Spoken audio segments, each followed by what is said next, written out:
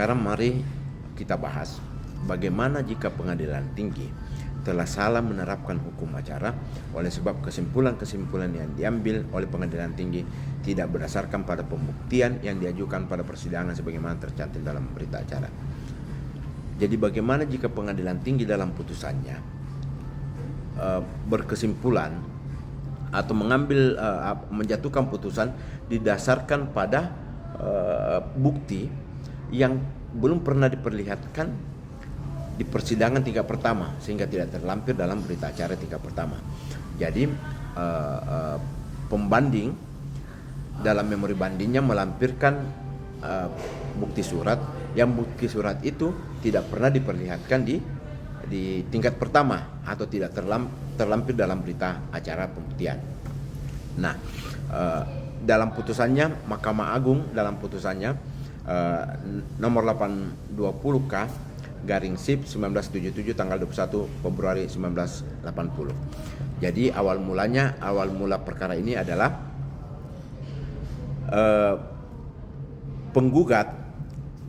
ada penggugat dari ini perkara di Bali.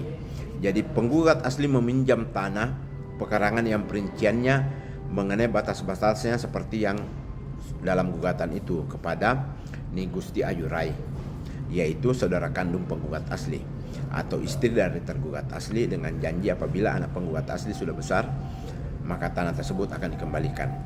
Bahwa ketika Ni Gusti Ayurai meninggal dunia pada tahun 1949, anak-anak penggugat asli belum besar-besar, akan tetapi kini setelah anak-anak penggugat asli menjadi dewasa, tergugat asli tidak bersedia kembali menyerahkan tanah tersebut dengan alasan bahwa tanah pekarangan sengketa adalah pekarangannya sendiri. Bahwa berdasarkan alasan itu penggugat menuntut ke Pengadilan Negeri Denpasar agar mengabulkan gugatan penggugat,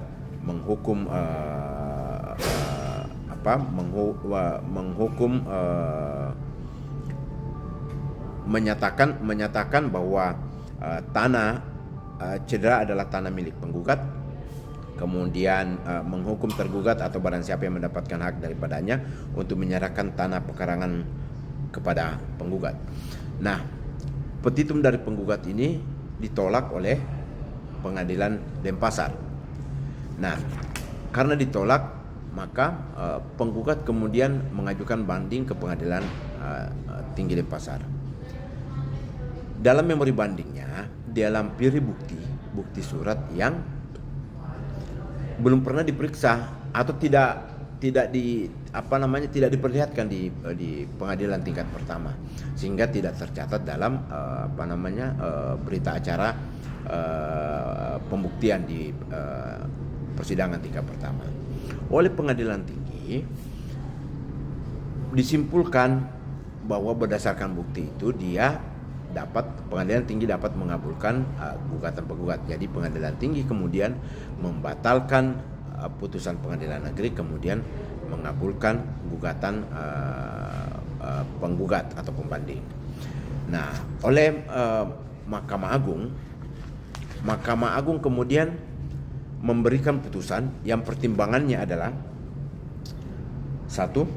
Pengadilan tinggi telah salah menerapkan hukum oleh sebab kesimpulan-kesimpulan yang diambil oleh pengadilan tinggi tidak berdasarkan pada pembuktian yang diajukan dalam persidangan sebagaimana tercantum dalam berita acara. Oke. Yang kedua adalah gambar dena sebagai barang bukti yang diragukan sebagai lampiran pada memori banding ternyata tidak diserahkan atau diperlihatkan kepada pihak lawannya, lalu begitu saja dipertimbangkan, telah diakui atau setidak-tidaknya tidak dibantah, sehingga dia dianggap sebagai mempunyai kekuatan pembuktian yang sempurna.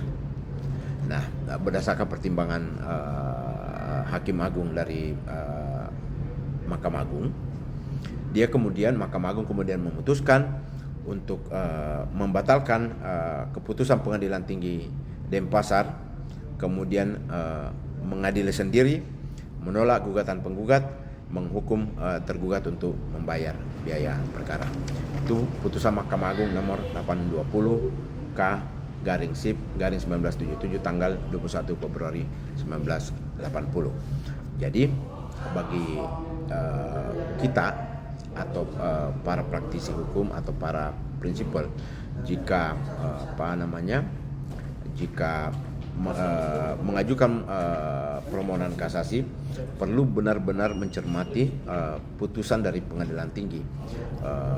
Jangan sampai kesimpulan yang diambil oleh pengadilan tinggi kemudian menjatuhkan putusan didasarkan pada bukti atau bukti surat yang belum pernah diperlihatkan di pengadilan tingkat pertama, kemudian seolah-olah itu adalah suatu bukti yang tidak dibantah oleh pihak tergugat atau penggugat di tingkat pertama.